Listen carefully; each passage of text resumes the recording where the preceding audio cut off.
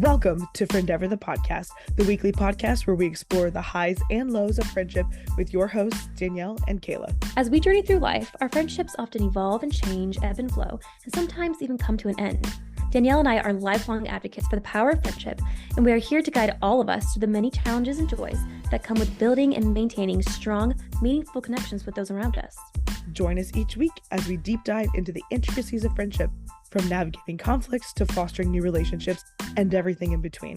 With insightful interviews, personal anecdotes, and expert advice, Friendeavor is the perfect podcast for anyone looking to strengthen their bonds with the people they love. So, whether you are on the go, taking care of chores, or just settling in, get ready to explore the world of friendship on Friendeavor, the podcast.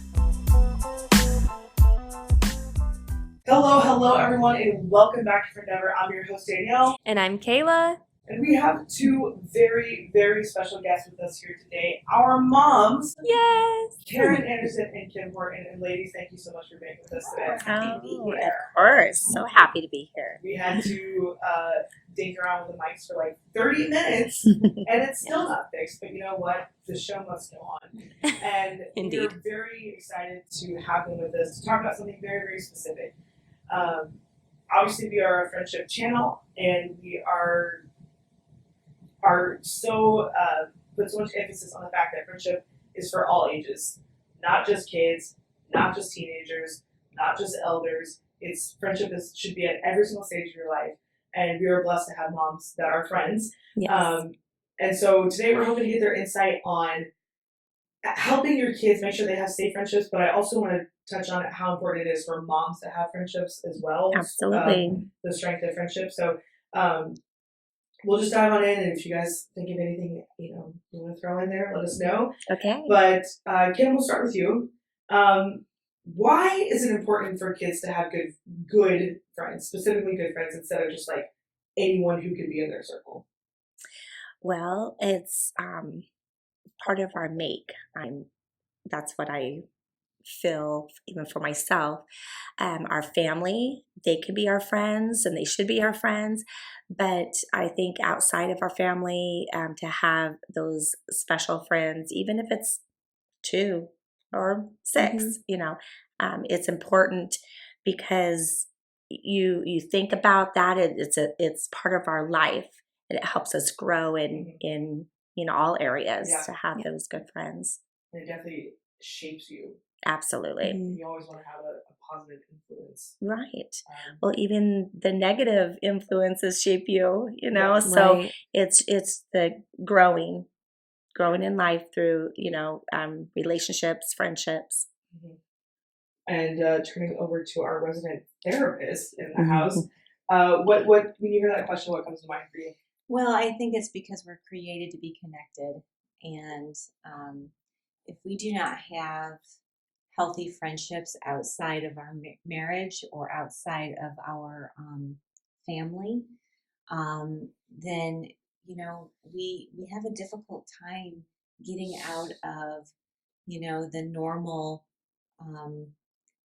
In therapy, we might call it enmeshment, where there's no really accountability, no social accountability, because a lot of times with family, you're tolerated and you can, just do your thing. But when you have friends, there's this social demand, I think, that we need to live up to.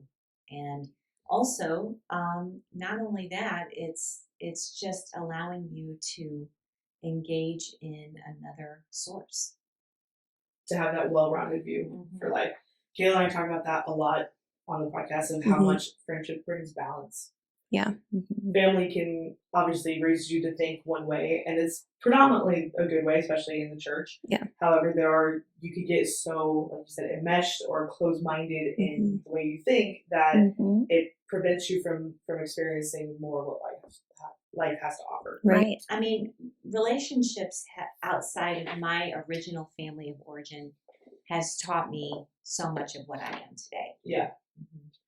I'm also one to say, and I get this a lot from my mom, is that you learn so much more about life, about what you don't want to be for people sometimes. Yes. There are people in your life who it seems like their only purpose there is to teach you what you don't want to be. Yes, And it's good difficult, lessons. But so much of our content that we put out is about, we see friendships that are just not healthy, and we're like, hey, this is how you can prevent that or avoid that or resurrect your friendship from that, because it doesn't have to be the end. And a lot of times it takes a third party to see that. Yeah. And so we talk about how we see that, but I mean, today we're talking about how our parents helped us develop safe friendships, and they were the third party for us. And they were the ones who said, hey, look at that. That is what you're not going to do. Yeah. So, you guys, Mom, we'll start with you on this one. How can you tell if either me, Brett, or Kara, or like, a family that you're seeing, how can you tell if your child is having trouble with a friendship and they won't just come out and say it? Or it could be a problematic relationship that obviously the kid doesn't know. Kids have extremely limited worldviews, but how can you tell if your child's having trouble with their friends, and what steps would you take to help them or steer them away from that? So if they're talking about that situation, especially, and it also depends on their age, but if they're young and they're talking about that situation a lot, it seems to be occupying them, that would cause me to ask questions. Okay. Very thoughtful questions to my child, like what's going on with your friend? What's it like being at school with them? What's it like being in the youth group with them? What's been happening? I understand, or I notice you've been talking about them a lot, and so I would bring that up and open up that conversation. And again, it really depends on the age that a kid is in. If they're a teenager, they may not be as open to discussing it, so you have to be kind of thoughtful about how you ask those questions. I call this staying curious. You're just staying curious. You're not coming up with any resolve or trying to fix anything. You're just learning. Yeah. And then later you can, when the timing is right. Yeah, I agree with you, Karen. And I think that starts on day one, how they're crawling around with their baby friends, and as they grow and you keep talking to them about their friends. You want to have a play date with so-and-so today, and you keep that conversation. And, so when they were taking your toy, how did it make you feel? And then you tell them, oh, this is how you react about that. You just yanked it out of her hand. You're explaining about that. And so they're used to those conversations already. Like you said, then they're more open to you as they grow older. And as a teen, of course, it doesn't matter how open that you think you are, there's going to be those moments that they're not as open about friends. Right. But it does make it easier starting from day one. I also think it's really important that we know our kids and we know how they can be. Absolutely. And perhaps, exploring that they could be the problem in the friendship. Yes. And as a mom, That ain't easy to hear. that's not easy Hear to it, do. parents. Right. Yeah. Sometimes we have to think about that too. Yes, our oldest, and we were even talking about this. She, I had to talk to her about being annoying. She was being, I think it was like she was 10 or 11, her cousin, a couple of years older. And she wanted that attention. So, and she wanted to be friends with those older cousins and friends. So she overreacted and acted drama or, loud or talking a lot. So then I had to sit her down. Okay, do you want to be their friend? Then you need to do it this way and not this way. It's hard because it was hurtful. She got her feelings hurt. Yeah. But then she did learn that lesson, and now to this day, she's so happy about that lesson. Yeah. And she has retold it to many, even her younger siblings. And she says it to her kids now. Don't be annoying because people won't want to be around you. Yes. Yeah, hard lessons. There are lessons that, I'm sure any one of us who comes from a good household can remember that were not necessarily pleasant to learn, but you're grateful for them. And now as a teacher, I am in a position where I see 11 and 12-year-olds every single day. Mm. And I can tell who comes from a good home and who doesn't, not based off the way they're dressed, not based off of their grades, based off of their attitude and their social connections amongst the other kids in the class. Yeah. That's a hard age. It's a hard age. And if you don't have a healthy parent situation at home or, guardian, whatever, then you are going into even more difficult years without the foundation of the social connection and social lessons. Like even as the child taking the toy or whatever, like you still have that kind of like just inner reaction of like, that's mine or anything that, because it wasn't taught to you when you were, this little. Now you're almost a teenager and you're still having very elementary and juvenile reactions to stuff because it wasn't taught about friendship. Right. Yeah.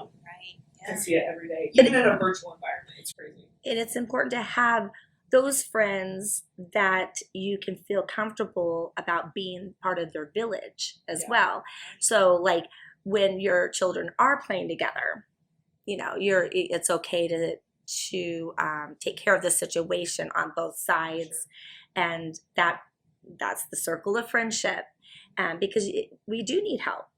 Having 5 children and praise God that we had family and friends, church family that would, come and get Kyle when he was running up on the the platform or whatever, To go get other people's kids that are running on the platform. Yes, And parents that will go get their own kids too. Yeah, get your own kids. First of all. Yes, and I think that's fine. We should be okay about that. That's Mm-hmm.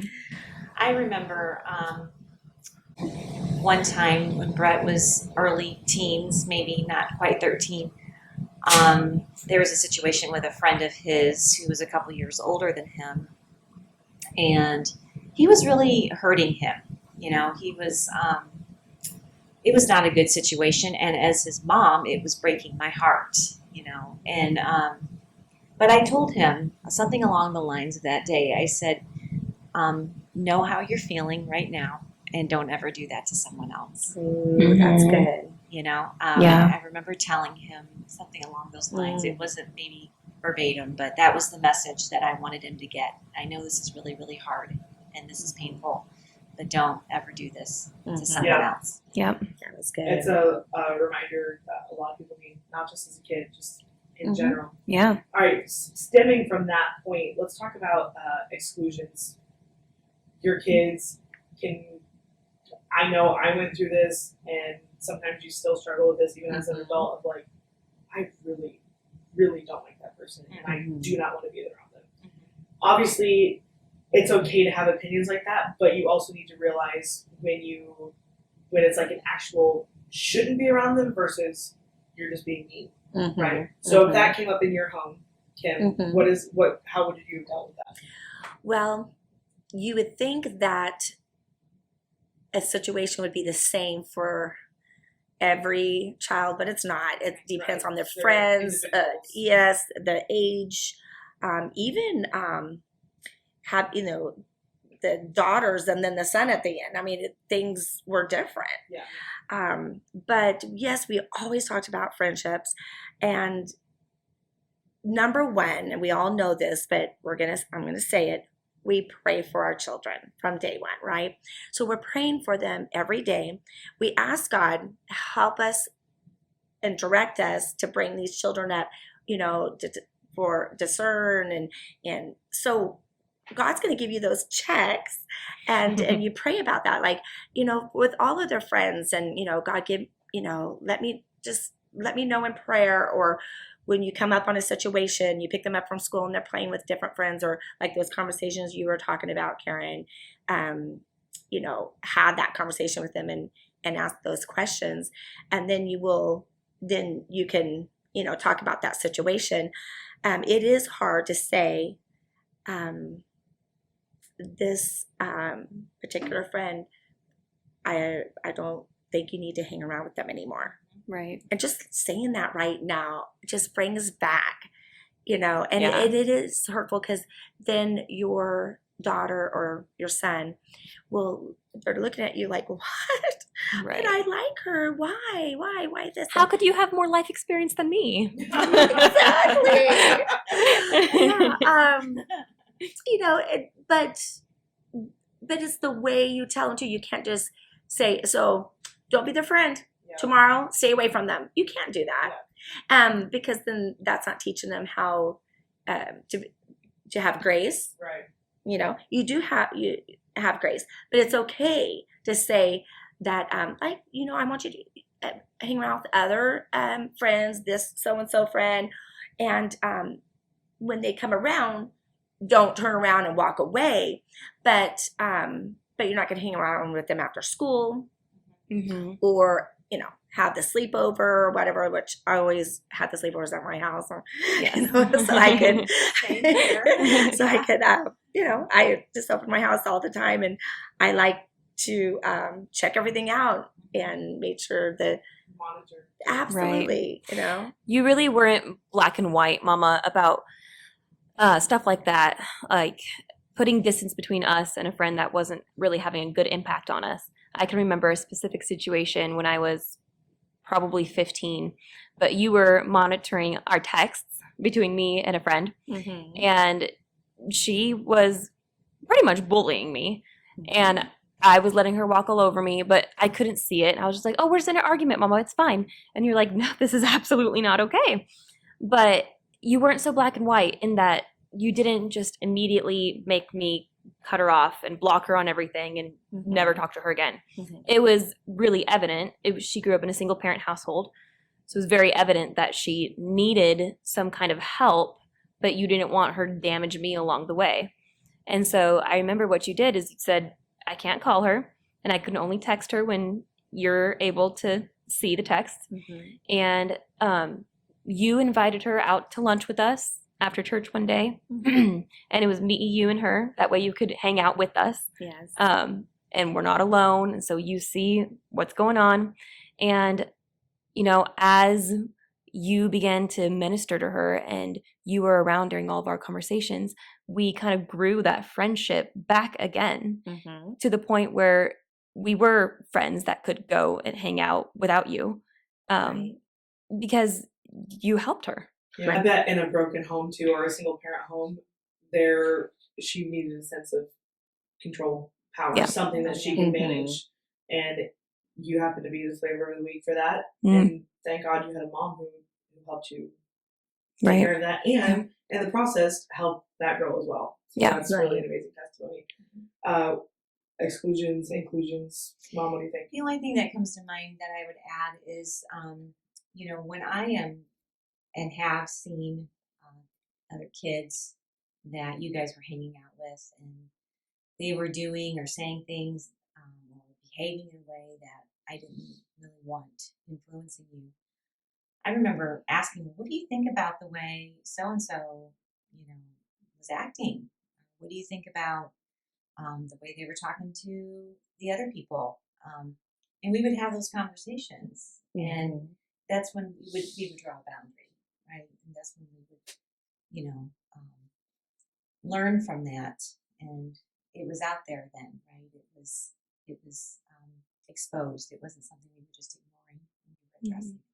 I like that, Karen, because you're involving them. You're not just saying, this is why you should be their friend. When? 2, 3. No, but you're asking, why do you think they're talking to you that way? How do you feel about when they say that? What do you say back? What are the reasons why you think that you should be their friend or you shouldn't be their friend? You're involving them. Right. That also brings up the point of, if you have to create a boundary because the family is struggling, the kid is not going to know, your child is not necessarily going to know what you know about that family. Like, listen, no, it could be for a season that you can't go to their house. You might be able to, good. But for right now, you can't. And so the kid is not going to understand. But if you can involve them in decisions of like, well, how did you know she was acting like this or whatever, you know, not to point out someone's flaws, but if a family's going through a tough time spiritually or, you know, just in the family dynamic relationship, maybe mom and dad are going through problems, it's not the kid's fault, but also you are not going to be exposed to that. And it's not going to happen for right now. Like I said, it might not be forever, but it's not going to happen for right now. And also, I was laughing earlier today, and in preparation for this episode, I knew this was coming up, and we're reading the book Secret Garden as a novel study in my 6th grade class. And the little girl, I don't know if you guys have ever read that book. Kayla, have you read that book? Yeah. Okay. So she is Miss Mary quite contrary. She hates everyone and everyone hates her. And this is like the first 8 chapters of the book. She just hates everybody. And the servant in the mansion goes, "You keep saying, I hate them." And it's in the Yorkshire accent, so it's not exactly verbatim this, but she's basically saying, "I hate her and I hate her." She's like, "But maybe you hate yourself." Wow. So I was like thinking about that from a mother's perspective. If a kid comes home and was like, "I don't like her. Okay, why? Is there something about her that you don't like about yourself, and then you see it as a reflection? So I don't really know if I have a question about that so much as it just made me laugh, because there are times that kids can be pointing fingers and like, "Hey, they do that to me," or "They won't be my friend," or whatever. Right. Yeah. Well, there's been times that I have, had those observations, and I have, bluntly told, especially the girls, because we seem to see this a lot with girls. That's just not normal. It's just not normal for somebody to be so negative all of the time. And not only is it not normal, it's not healthy. And so we have to kind of look at that and realize, like you just said, what we don't want to be. Right. Yeah. Right. And what about the people who say like, I don't have any friends. No one wants to be my friend. I'm not one of the popular girls. Like, right. What do you do then? Well, I would say, what is popular girl? Define popular girl. That's good, Karen. Yep. And then we find out, what a popular girl is, and sometimes they're not good girls. All right. The main thing is show yourself friendly. That's And being friends. I thought Karen was going to be the first one to say that. Didn't I say? Oh, yeah, you did. But it was We made a your bet. mom. Wow. I was trying to bell right now. I was like, We had a bet We had last a bet. episode that Really? that Karen was going to say say Oh, it that. how first, funny. and she was going to say it at least twice, and I set her up 2 times and she did not say it. But Kim came through.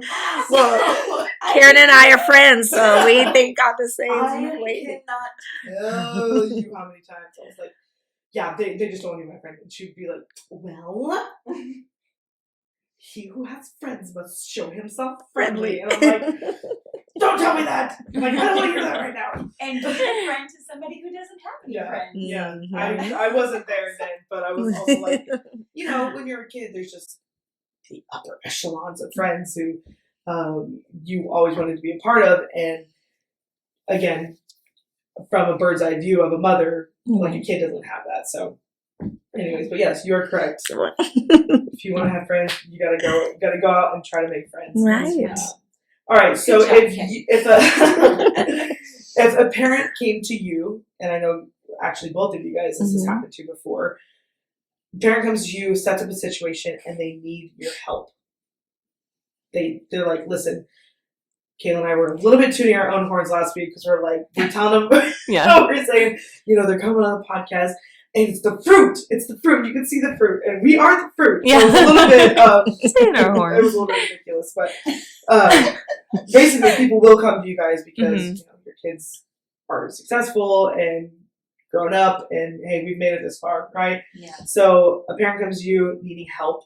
We'll start with you, Kim. How do you help them?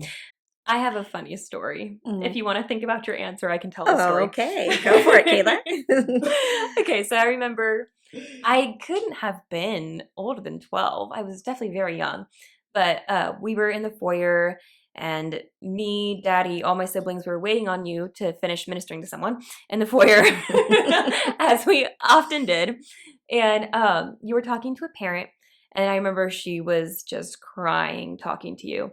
And she was telling you that she had to go to Bishop to talk to him about her daughter and some boy, and that she was trying to split them up because he wasn't good for her and stuff. But she was crying, telling you like now her daughter hates her and all this stuff. And I remember you saying, I remember so vividly. Okay, I'm not going to use her real name, so we're going to say Sally. But you said, "Oh, you know what God is saying right now? He's saying, go, Sally." That's what you said. He's saying, go, Sally. And you know what? She's going to get over it and da-da-da, but God is saying, go, Sally. And I remember thinking, like, that's kind of cringe. That's kind of cringe because, like, her daughter hates her. But yeah, looking back now, I'm like, yes, he was. He absolutely was saying, Go, Sally. go, Sally. All right, so Sally comes up to you again. Oh, Or right. maybe it's Susie. Okay. Or Sandra comes up to you. What do you say? Like, what are we talking? What kind of situation? Like, Okay, what? that's fair. Mm. They feel like their daughter has no friends, and the church kids bully them. Okay. And it's a perception. Mhm. You don't know if this is true. This is what you're Right. hearing from them. Right. What do you tell them? First of all, I would say, you know, of course, you always have sympathy because they're feeling bad for their child right then, and we always do. Okay. We feel bad because our children, hey, you're ours. And first thing we want to do is be a mother hen and we want to protect our kids, you know. But then we have to look past that and say, okay, what is the situation? So first I would, you know, give her something and say, oh, that's horrible. What happened? And let her tell me the story, you know, or stories. And then I would say, well, have you witnessed this yourself? Have you, you know, what's going on? Have other people witnessed this? Have you talked to other mothers or fathers about this? Because yes, it's a true thing. There are bullies, and we have to take care of that. But we also don't want to play into the fact that just because, you know, they looked at him the wrong way, I'm being bullied, because the word bully is overused now. And, you know, Definitely. they walked away from them. They're bullying me. You know, I think they forget the definition of being a bully. Now, like I said, I believe there are, and we have to take care of that situation. Right. But I think that conversation, obviously, if she came up to me, she wants to have a conversation. Yeah. So then, she needs your help. Absolutely. And so we would talk about that, and I, you know, would bring up, you know, ways to talk to her daughter or son and to communicate and ask the questions that they actually have to speak back with. You know, they have to use words, not just, yeah, no, I don't know, maybe. You know, we don't want you know. No, that was not allowed. No, it wasn't. But you use sentences, you know, use those questions that they actually have to say something back. Sure. And it makes them think like, maybe that situation wasn't so bad, because when they're retelling the story or what happened, they're realizing, okay, maybe I wasn't being bullied, but maybe there is a situation. So then you have to take it up with the other parent or with the teacher, you know, something like that, because it does have to be taken care of. And we want our children to know that we are there to protect them. Yeah. You know, because we are, and we want them to come to us. If we're always taking up for the others and saying, oh, you're just thinking that, or you're fine, you're not being bullied, you're okay, you know. Yeah. Well, they're not going to come to you. Right. So you need to give them your attention and sympathy and care, but then also turn it back around and talk about the other side of the teaching points as well. Sure. All right, Mom. So this has happened to us as a family more than once. And I'm not saying that we're anything special by any means, but being in a ministerial family, there is sometimes elements of the glass box. Even though we've never been pastors, people just look at our family and sometimes are a little goofy about it. So, and the reason I bring this up is because I know it's happened more than once. A parent comes to you saying that one of your kids treated their kids wrong. Even if you know that didn't happen, you've talked to us or you witnessed it or whatever, but they want someone to blame. So in this situation, your perfect little angels are actually perfect. Uh-huh. No, but we really, like, we're getting accused of something we didn't do. How do you, from a ministerial standpoint and a mother, both minister and protect? So you're ministering to the family, but you're protecting your kid as well. What do you think? Yeah. Well, I would ask that other person, well, really, tell me what happened. And I would let them tell me what happened. And I could tell you one time this happened, and I already knew it happened. And I said, I actually witnessed that whole thing, and that's not what I saw. But I get it, if you're hurt or offended. But I will say that I think any child has a right to defend themselves.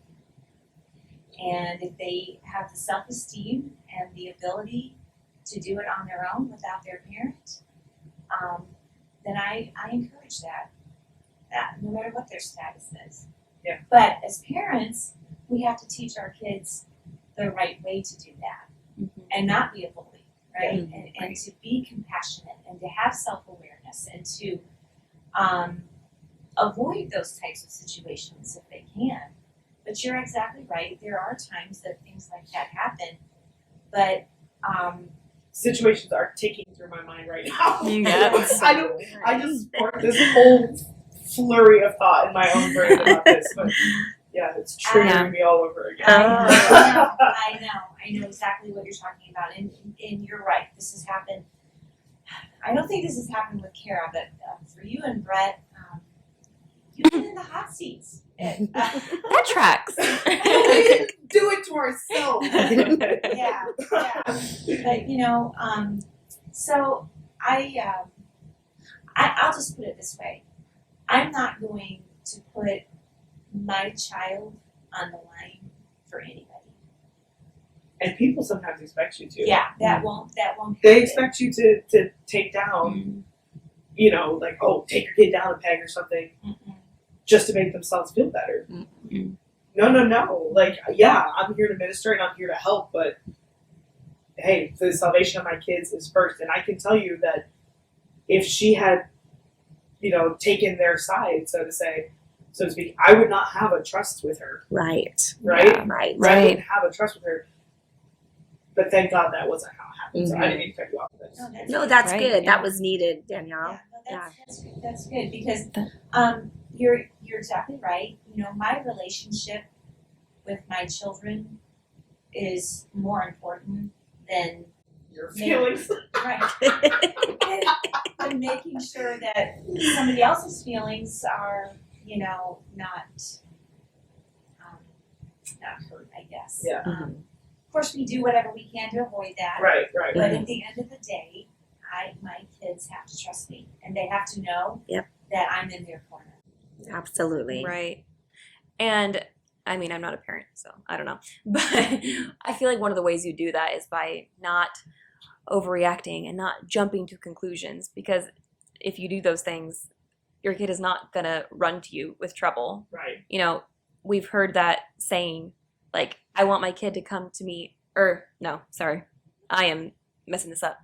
I don't want my kid to think, oh, my mom's going to kill me. I want my kid to think, oh, I need to go tell mom. Yeah. She'll You help know? me. Yeah. I knew And- where you were going with that. Yeah. I do. I mess it up.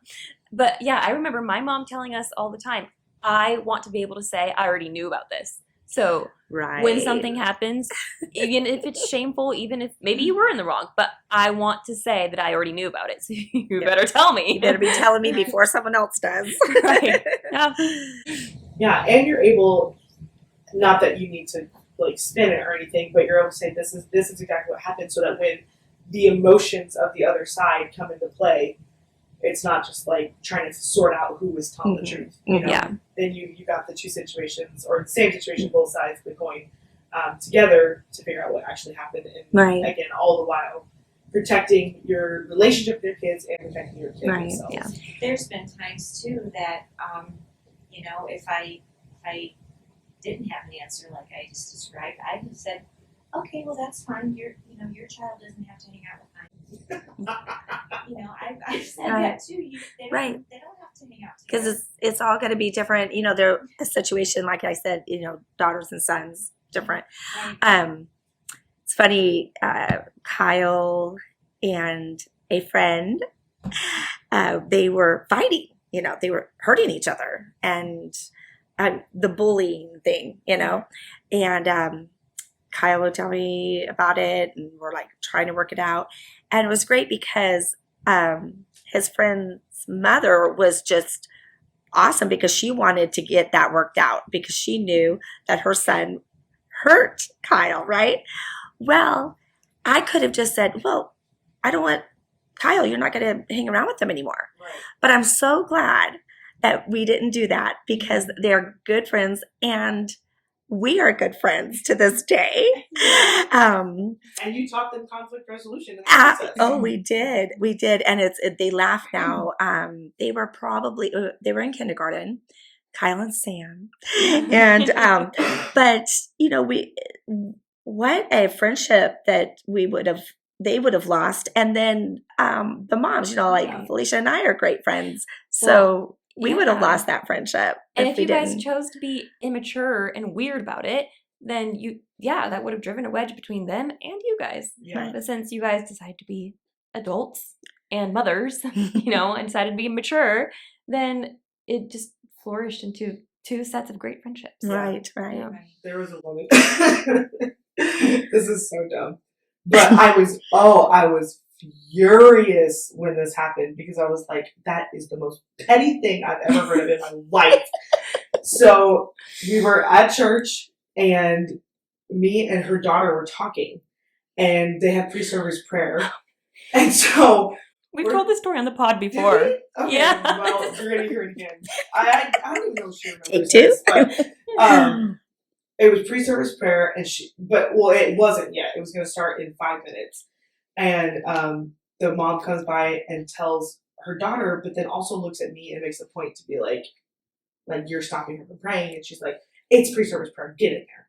But to both of us, not just to her daughter, to both of us. Mm-hmm. And I looked down at my watch, and I was like, oh, it's 6:25 or something like that. Like, to myself, I was not like, actually, we have got 5 minutes. Like, I was not, that was not it at all. And so I was like, oh, okay, but whatever. Like, you're telling your daughter, apparently me too, but your daughter. And so she goes in the sanctuary, and then later that night, my mom was like, did you tell that lady, like, actually I have 5 minutes and whatever?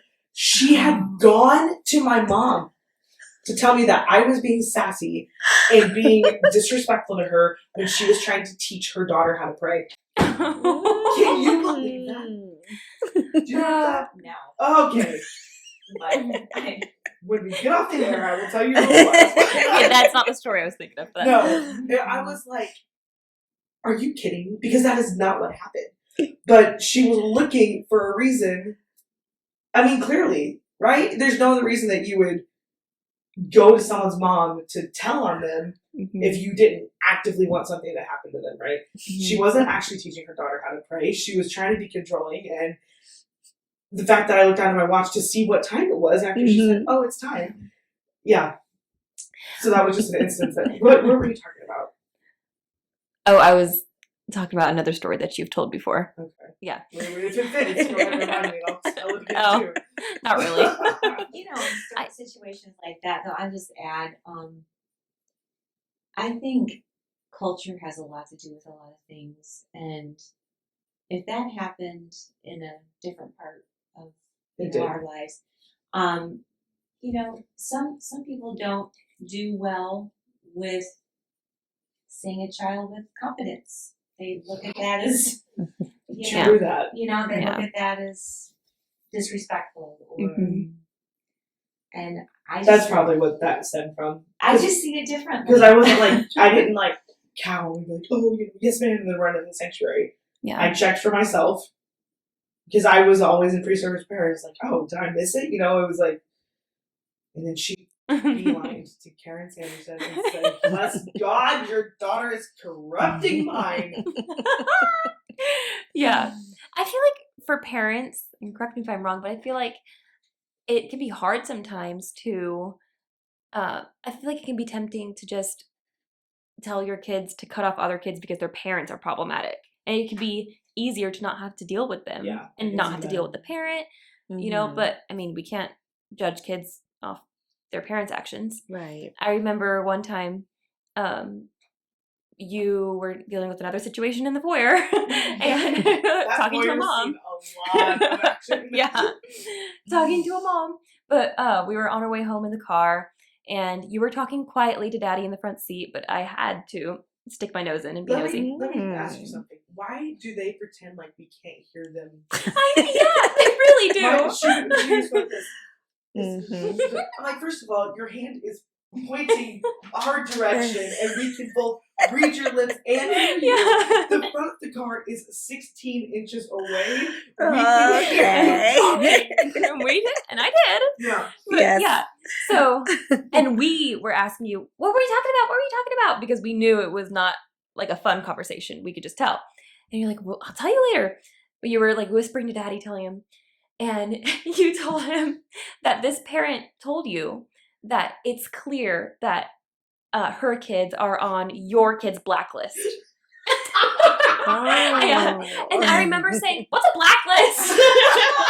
Because, first of all, I didn't know the term. And then when you explained it to me, I was like, that's funny because we're not allowed to have a blacklist. Like, we weren't allowed to not like people. Right. And it was because of an oversight. They weren't invited to a birthday party or something. It was like so dumb. But it was funny to me, even as a little kid. I was like, that's funny because that's not true. My mom, we get in trouble for making fun of people or not liking people. Like, if we were to make fun of someone and say that they're not invited to our birthday party because they're lame, that would be a reason you would invite them. You would make us invite them because of that. Exactly. Right. Yes, what? Yeah. Top Right. of the list. Yes. So I remember as a little girl just thinking, oh, why would someone say that? That's funny. But can you She talk ended up apologizing for saying that Oh, to me. Yeah. Yeah. That's So That's good. Resolution. right. Good. But can you talk about, I guess, that a little bit, like problematic parents and like learning to look past it and let your child be friends with their children while dealing with problematic parents? Well, sometimes it is harder to deal with adults than children. I remember going from daycare and thinking, well, you know what? I think I'm going to do something different. This is years ago. Well, like 25 years ago. And I went and worked at Denny's, head waitress, and then they made me a manager. I thought, all right, this is going to be great. No more kids. Yeah, no more kids. Okay. And I got this important job, being a manager, managing adults. Way harder than managing children. After about 6 months, went back to doing daycare again. So, what was your question? Yeah. The question was like looking past problematic parents and letting your kids be friends with their kids and not cutting them off so it's not inconvenient for you to deal with their parents. And that's really important because you have to look at everyone like God looks at everyone, right? We need to, try to do that, try to do what Jesus would do. But so he, especially when they're getting older in that preteen, teenage, you can't just say, well, no, you can't be their friend because what the parents are doing. If they're, hey, you've had friends that their parents actually backslid, and your friends continue to come to church, right? Praise God. That would be horrible to say, oh, the parents backslid, so you're not going to be hanging around. Well, of course we had them come over to our house because that's just how that is. There you go. Yeah. Right. So what would you add, Karen? I was just going to say, if the parents are problematic, I wouldn't want my child to be engaging with a problematic person. I wouldn't want them to be intimidated or put in a situation that wasn't healthy. So like you just said, those types of relationships, those encounters, they were always at our house. So that they can still foster that relationship, but because the kid needs the balance. They do. Not your kid, the kid who's in the situation. Yeah. Right. Absolutely. I'm thinking of a family from years ago, and it was a problematic the dad, he was, you know, very unstable in a lot of ways. But Danielle and Kara were great friends with their kids, and so we did what we could. We did the best we could and fostered that relationship. Yeah. So pivoting from that into good parenting, one thing I wanted to ask you about, Mommy, was devices. So as it pertains to friendship and just in general, you hear parents that say, well, it's their personal property, it's none of my business. But then we have, kind of on the opposite side of the spectrum with you. You were very involved, and you weren't over our shoulder every second of every day. But we had that accountability software. We had VPNs, and you didn't use that as a way to trick us into catching us in something. You told us before you downloaded that software, hey, I'm downloading this and this and this to keep you safe. Accountability. And yes, you were, I know you've given advice to parents before not to use that kind of software as a trick, to catch them. Right. Talk about that. Also, the curfew that we had for our devices as well. We had a curfew where we had to turn our phones in to your bedroom before we went to bed. But we also had an app that would turn off all of our messaging at 9 p.m. or something like that. So talk about the kind of boundaries that you set with our devices and how involved you were as a parent. Because kids have access to technology extremely young these days. It's the way of life. But even these days, the kids' iPads. Did you get the kids' iPads? The individual kids have iPads. So it's not just when they're 10 and 11, they're getting access to this at 2 or 3 years old. Right. And we're talking about friends, right? Yeah, exactly. Okay. And so years ago, it was easier to say, bring your friends over so you can listen to the conversations, or they're on the telephone and you can hear it. Okay. But nowadays, they are texting friends or friends that they think they're friends with, and they've never even seen them before, but they're friends. Yeah. So parenting, it's hard. Oh my goodness, it's harder even when my grown-up kids were teenagers or young adults. It gets harder every day. I'm a grandmother, and I also take care of children. That's my job. And so I see where the devices, they pretty much take over the family. They can take over the family. And please, please, please be involved in the devices, whether they get the device during the day or in the evening, or what time you cut it off, or how often do you pick it up and look at it. All of those things, you need to be involved. Yes, I've heard the comment, well, it's their personal thing, it's their personal device. Do they live with you? Are they your child? Are you still taking care of them? Is it your responsibility to keep them safe? Yes. Pay that bill. Right. Well, and the safe, you're keeping them safe.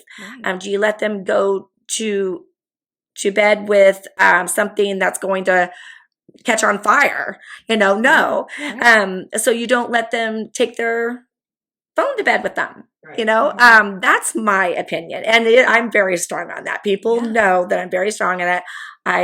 I'm not going to beat around the bush about that. I think it's so dangerous that the 1-year-olds, they have their devices all the time. They can't get in the car and have conversation and sing songs like we used to. We thought it was weird when they started putting TVs in cars and kids would watch a movie from point A to point B. Going to a restaurant where they have to be entertained to go across the street, and now it's they got an iPad in their lap 10 hours a day. It's the babysitter. It's terrible. And you won't have a relationship with them. You're not going to have a friendship with your children, or they're not going to have deep friendships with other they have no people. Social skills. Yeah, the social skills, all of that. There's so much. We can have a whole podcast on that. Yeah, definitely. Yeah. But be involved. Be involved, parents, grandparents, aunts, uncles. be there and be involved in that, and set timers with these devices. They don't even need them every day. Yes, it's great that they have them. We all have them, Right. but because we want to get, be able to get a hold of them, of course, have their location. My children had my location too. I think we still have our locations, but that's okay. Yeah. And if you teach them how to regulate those skills of that usage when they're young, they won't be addicted to it when they're older. Mm-hmm. So when you say we all have devices, people have iPads and whatever as adults, hopefully you learn the skills on how to shut it off and have a conversation with somebody before it became to the point where you didn't have anybody to have a conversation with. Right.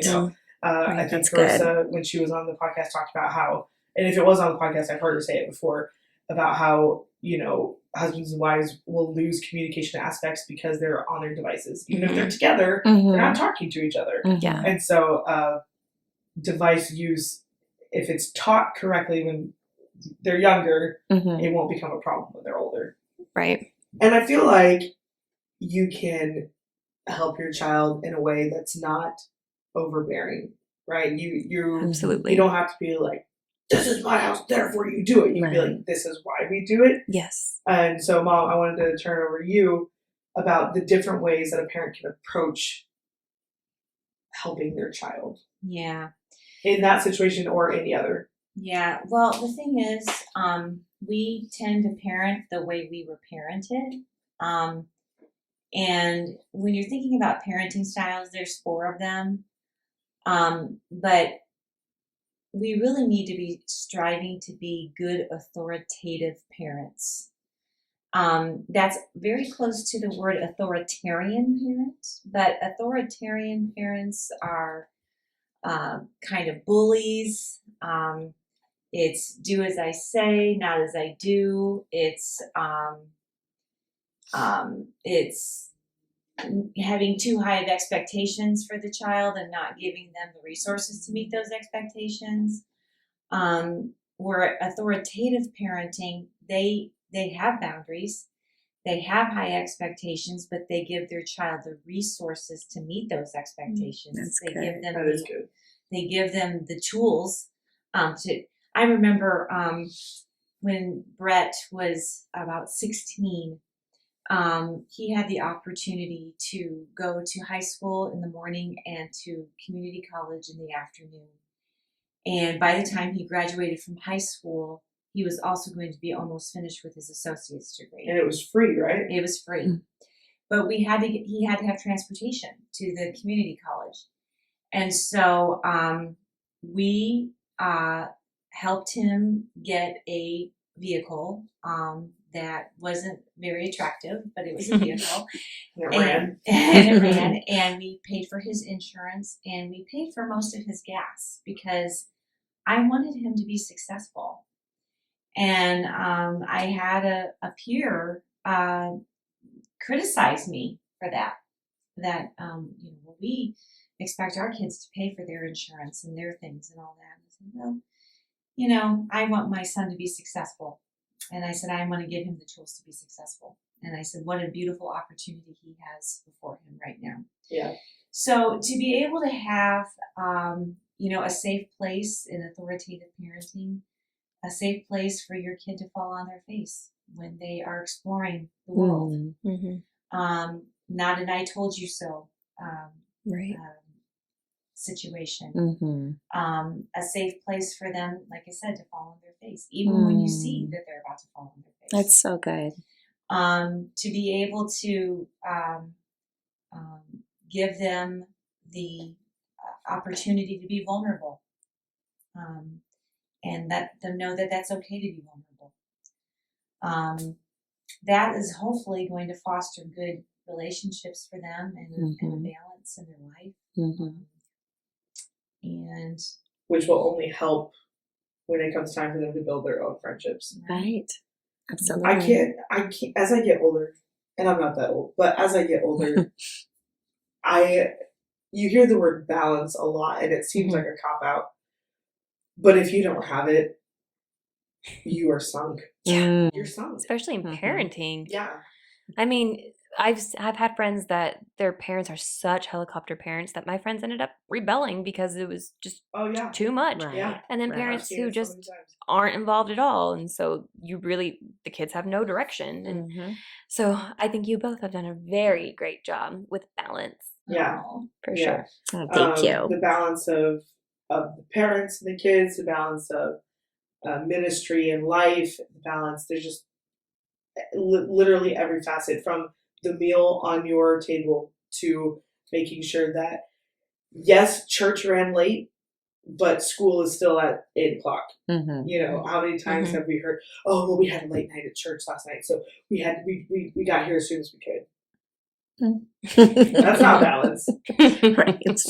Church is a part of life. Mhm. School is a part of life. Yep.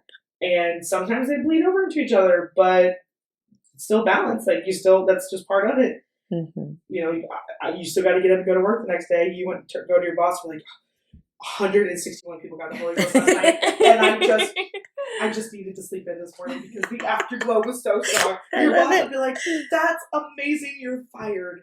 No, we gotta have to dog. So, Right. I agree with Kayla. I think our families have a remarkable sense of balance about them, and we are so thankful that you guys came on the podcast today. well, it's been an honor, and we've been looking forward to this. Yeah. Yes. Aw, we Thank have you, too. girls. I did bribe them with dinner, but you know. Oh, it was delicious. I'm telling you, Danielle knows how to cook. I'm about to crack open that cheesecake. Oh yeah. So we're gonna polish off our evening together by polishing off a cheesecake. But thank you so much for stopping by Friendeavor this week. We hope you enjoyed this episode. And next week, episode 35, season 1, is our finale, and we have something very, very special planned. And we're thrilled. Thank you so much for being with us this season. Yes, we'll see you guys next week.